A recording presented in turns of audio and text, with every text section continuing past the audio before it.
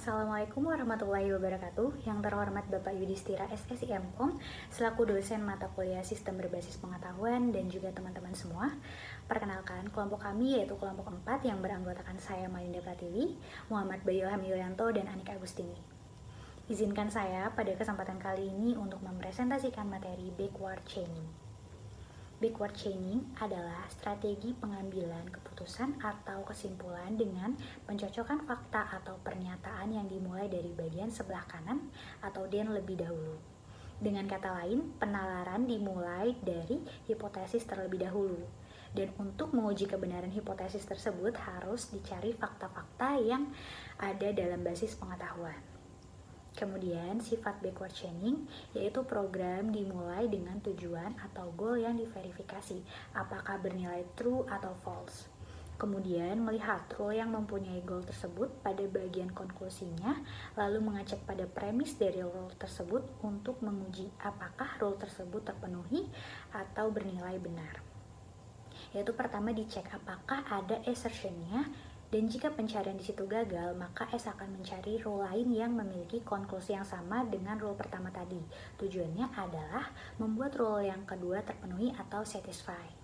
Proses tersebut berlanjut sampai semua kemungkinan yang ada telah diperiksa atau sampai rule inisial yang diperiksa dengan goal telah terpenuhi. Jika goal tersebut terbukti false, maka goal berikut yang dicoba. Dan kemudian contoh kasus backward chaining, sistem bakarnya yaitu penasehat keuangan. Kasusnya adalah seseorang user ingin berkonsultasi apakah yang harus dilakukan untuk dapat berinvestasi pada stok IBM.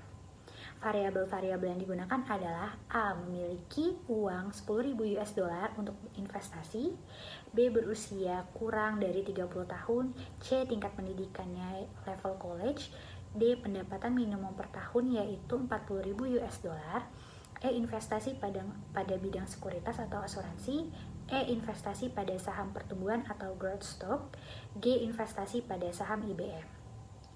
Setiap variabelnya dapat bernilai true atau false. Kemudian aturan R1, if seseorang memiliki uang 10.000 US dollar untuk berinvestasi dan dia berpendidikan pada level college, dan dia harus berinvestasi pada bidang sekuritas. R2, if seseorang memiliki pendapatan per tahun minimal 40.000 US dollar dan dia berpendidikan pada level college, dan dia harus berinvestasi pada saham pertumbuhan atau growth stocks.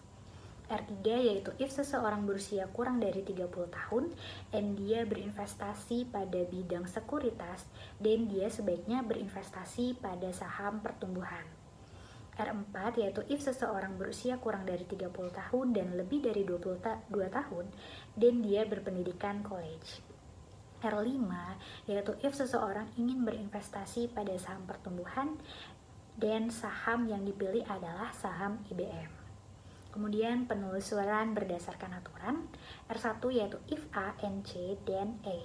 R2 if D and C dan F. R3 if B and E dan F. R4 if B dan C, dan R5 if F dan G. Baik, demikian yang dapat kami sampaikan mengenai materi backward chaining. Atas kekurangannya kami mohon maaf. Wassalamualaikum warahmatullahi wabarakatuh.